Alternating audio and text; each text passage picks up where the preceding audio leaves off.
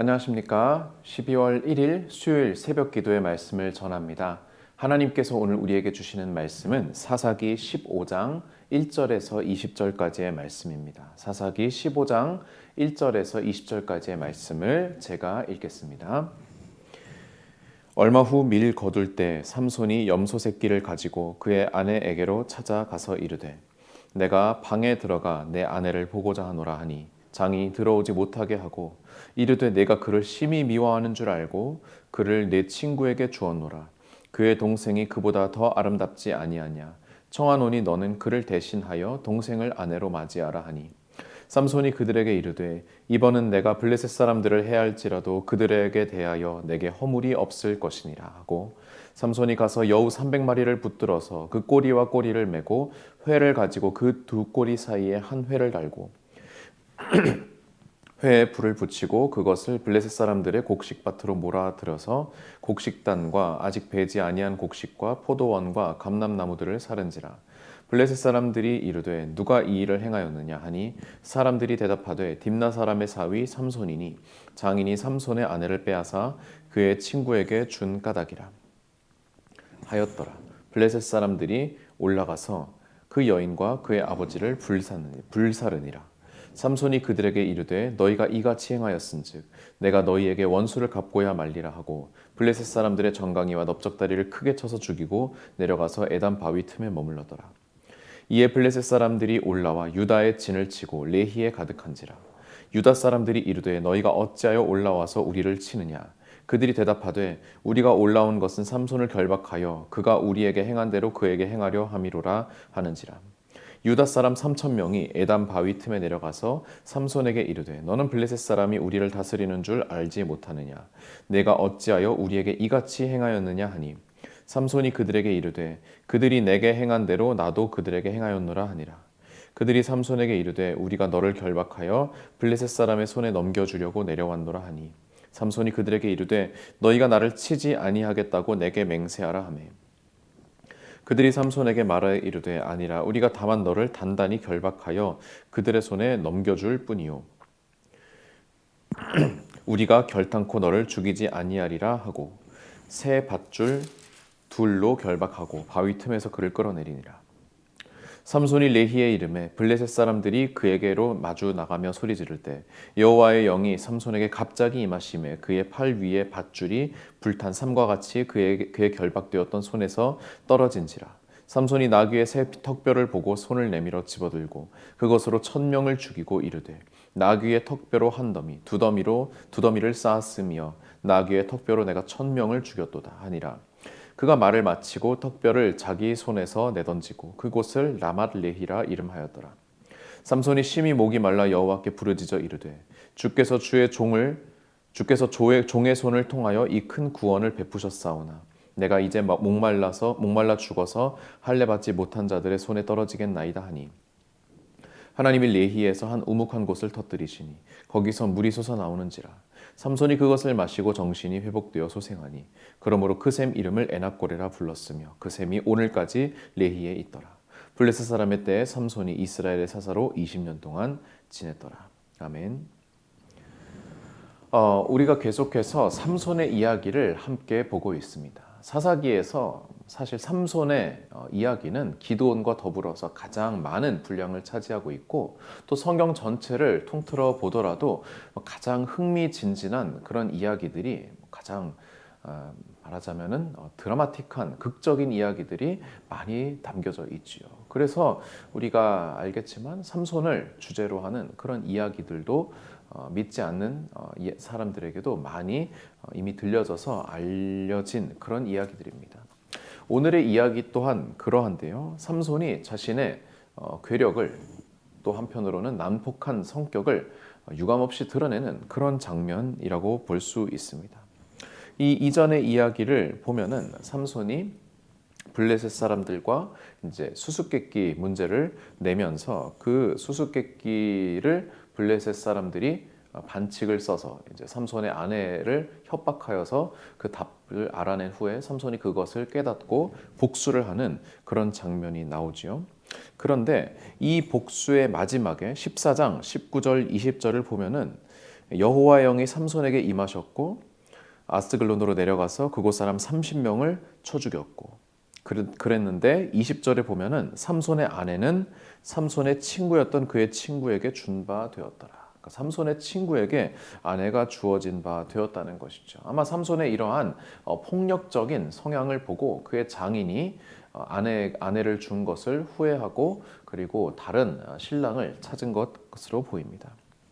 그런데 그 사실을 삼손이 몰랐죠. 그래서 얼마 후 밀거둘 때에 삼손이 염소 새끼를 가지고 그의 아내로 찾아가서 이제 아내를 보고자 하는데 어떻게 됩니까? 장인이 거절합니다. 너의 아내는 이미 너의 친구에게 주어진 바 되었다. 라고 말하면서 그런데 이제 이 장인도 삼손의 눈치를 보면서 그 여동생이 있다. 그런데 그 동생이 그보다 아름다우니까 그 여동생을 대신 아내로 맞이하라 라고 그렇게 위기를 모면하려고 하지요. 삼손은 그러나 그것을 받지 않습니다. 적어도 그 아내를 향한 삼손의 마음만큼은 진짜가 아니었나라고 그렇게 추측이 되어지는데 삼손은 그 분노를 이제 다른 데로 돌리죠. 바로 블레셋 사람들에게 돌립니다. 삼손은 계속해서 이와 같이 블레셋 사람들과 대척점에 있는 것을 우리가 이 말씀을 통해서 알게 됩니다. 그리고 이것은 단순한 우연이 아니라 하나님께서 당신의 크신 뜻에 따라 유다를 괴롭히는 이스라엘을 대적하는 블레셋을 심판하기 위해서 이 모든 상황을 하나님께서 지켜보고 계셨음을 우리가 알 수 있습니다. 근데 어떻게 합니까? 그 방법이 참으로 대단하지요. 4절 말씀 보시면은 삼손이 가서 여우 300마리를 붙들었다고 합니다.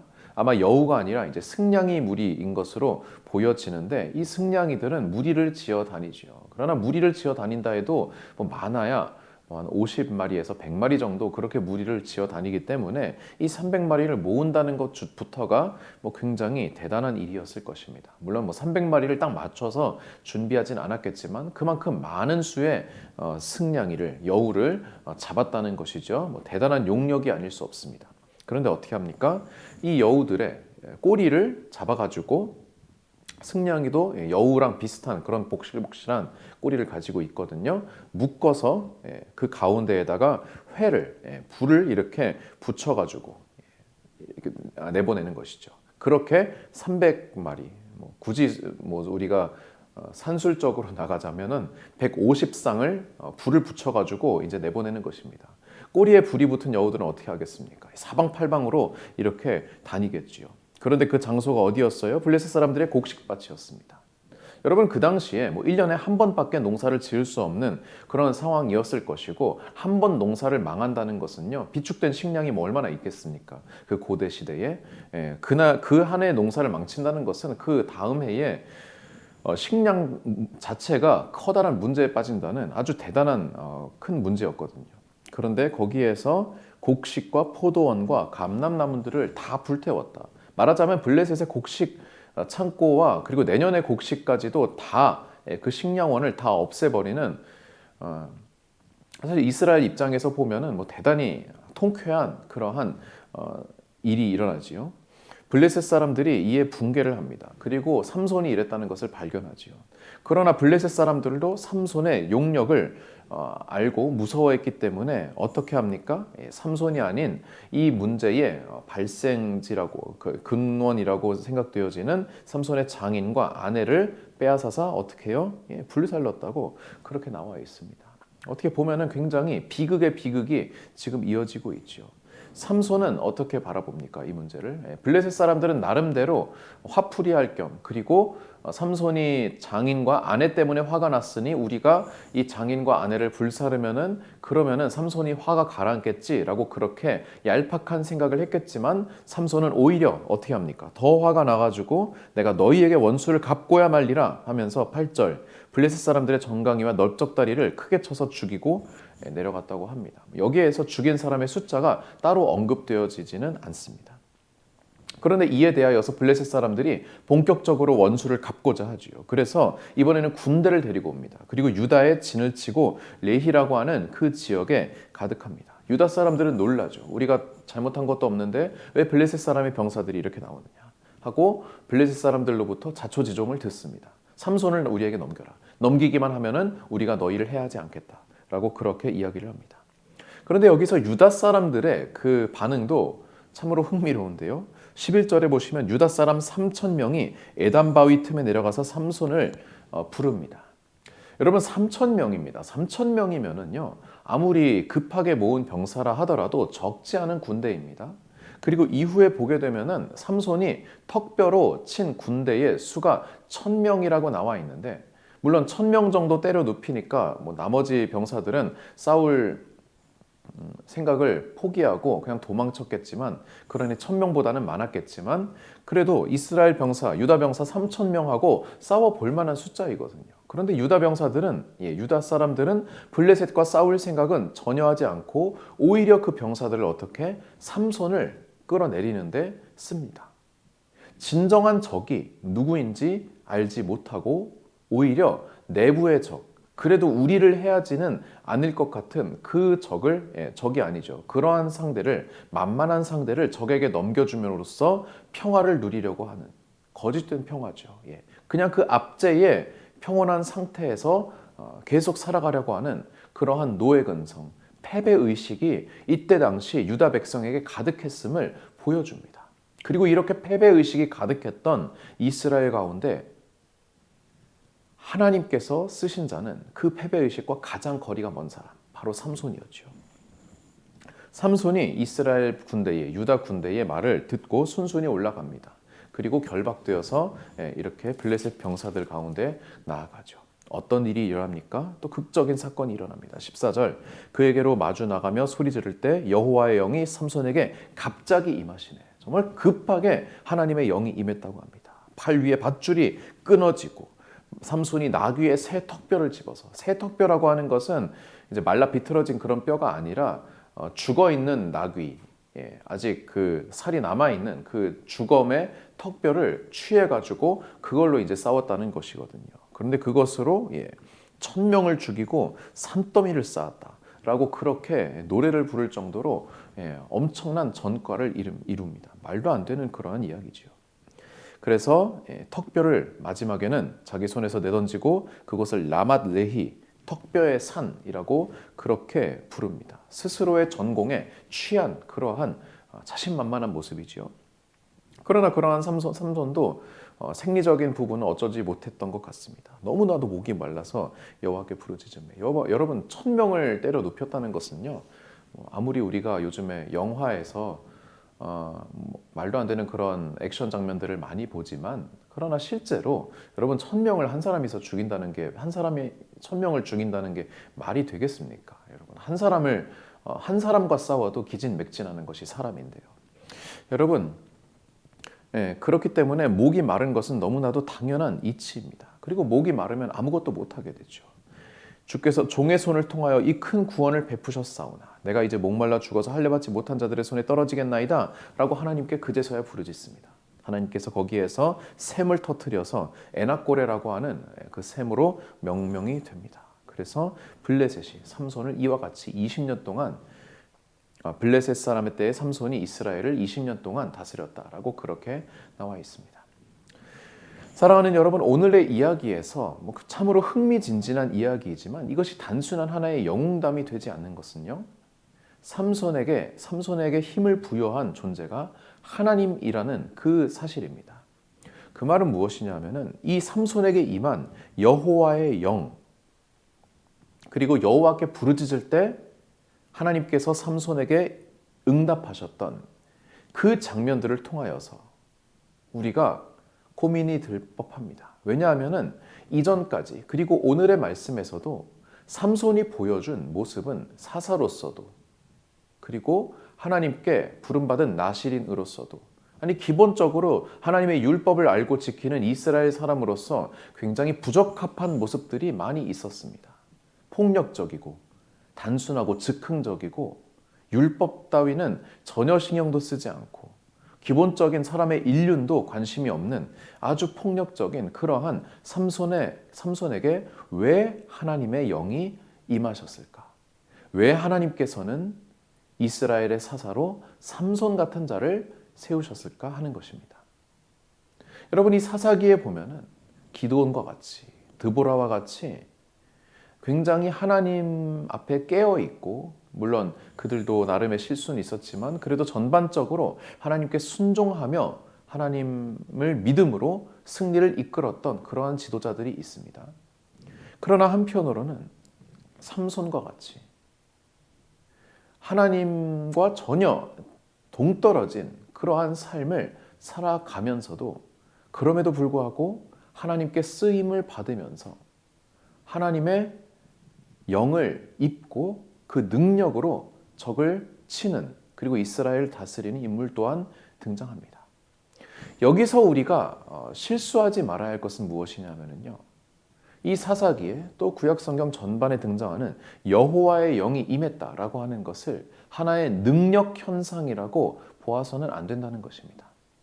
여러분, 여호와의 영은 능력이 아닙니다. 물론 여호와의 영이 성령이 능력이 있지만 그러나 능력 자체는 아니라는 것이죠. 여호와의 영이 임할 때 하나님의 능력이 우리에게 덧입혀지는 것입니다. 그리고 여호와의 영은 능력이 아니라 삼위일체 하나님의 인격이지요. 그러므로 여기뿐만 아니라 모든 삼손의 이야기 또 다른 인물들의 이야기에서도 누군가에게 여호와의 영이 임했다라고 하는 것은 적어도 그 순간만큼은 하나님의 인격과 그 사람의 인격이 소통하여서 교통하여서 서로 공명하여서 연합하여서 그렇게 하나님께서 임재하신다는 그러한 표현이거든요.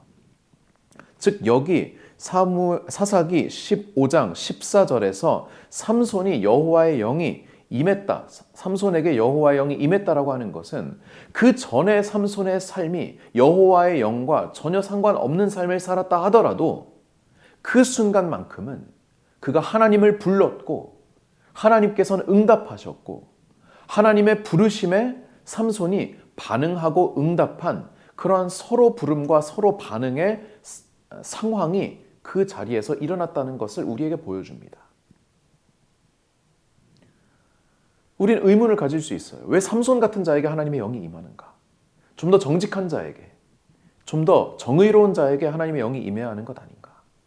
단순히 삼손이 힘이 좋아서 육체가 좋아서 그래서 하나님께서 임하시고 쓰시는 것인가? 라고 하느냐? 그것은 아니라는 것이죠. 삼손보다 훨씬 더 육체적으로 연약한 기드온 여자인 드보라에게도 하나님께서는 얼마든지 임하시고 더 큰 승리를 이루셨습니다.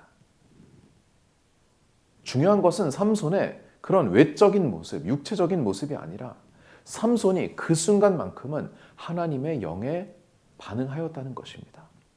그리고 18절에도 삼손이 여호와께 부르짖는 그 부르짖음이 비록 아주 성숙한 그리고 아주 말씀에 합한 그러한 부르짖음은 아니었을지라도 그가 하나님을 어렸을 때부터 알던 하나님을 부르고 하나님께 요청하고 하나님께서도 그에게 임하시고 그에게 그럼으로써 기회를 주신 그러한 장면이라고 볼 수 있습니다. 삼손이 거둔 전공은 놀랍습니다. 그러나 그 전공 자체가 우리의 시야를 뺏어야 할 것이 아니라 그 순간만큼 어느 한순간에는 그 망나니 같은 삼손이 하나님의 말씀에 사로잡힌 바 되고 하나님의 영에 사로잡힌 바 되고 그로 인하여서 승리를 거두었다는 것. 그리고 안타깝게도 그것이 계속 가지 않고 삼손이 그러한 하나님께서 주신 기회를 붙잡지 못하고 계속해서 다른 데 눈을 팔다가 결국에 안타까운 그러한 끝맺음을 맞았다는 것. 그것을 우리가 기억해야 할 것입니다. 사랑하는 성도 여러분, 하나님께서는요, 우리가 아무리 엉망으로 살더라도 우리가 이 삼손과 같이 엉망진창으로 산다 하더라도 어느 한순간 우리를 찾아오셔서 우리를 붙잡으시고 여호와의 영으로 우리에게 기름 부으시는 그 순간이 있습니다. 그 순간을 잘 분별하시기 바랍니다. 그 순간을 잘 붙잡으시기를 바랍니다. 가장 연약한 가운데에도 밧줄로 묶여있는 가운데에도 혹은 분노로 내 영혼이 다 불타 없어져서 죄만 남은 그런 상황이라 하더라도 하나님께서 우리와 함께 계시고 하나님께서 나를 부르시고 내가 부르짖을 때 하나님께서 응답하신다는 그 믿음을 우리가 함께 가지면서 그 순간 그 기회를 소중히 여기고 하나님께 계속해서 나아가기를 힘쓰는 그런 영함의 권속들이 되시기를 주님의 이름으로 축원드립니다. 기도하시겠습니다. 사랑의 하나님 아버지, 삼손의 이야기를 함께 보면서 단순히 재밌는 이야기, 흥미로운 이야기가 아니라 이 가운데 하나님께서 개입하셨음을 우리가 깨닫고 그 삼손과 같은 자에게도 하나님께서 그를 쓰시고 그를 부르시고 그에게 기회를 주시고 그를 통하여서 구원을 이루고자 하시는 그런 하나님의 의지를 확인하게 하여 주심을 감사드립니다. 우리의 삶 가운데에도 하나님의 역사가 언젠가 어느 순간인가 일어날 때에 우리가 그 순간을 놓치지 아니하고 하나님의 부르심에 응답하고 하나님께 순종하며 나아가는 그러한 깨어있는 자가 되게 하여 주시옵소서. 감사드리며 예수님의 이름으로 기도드립니다. 아멘.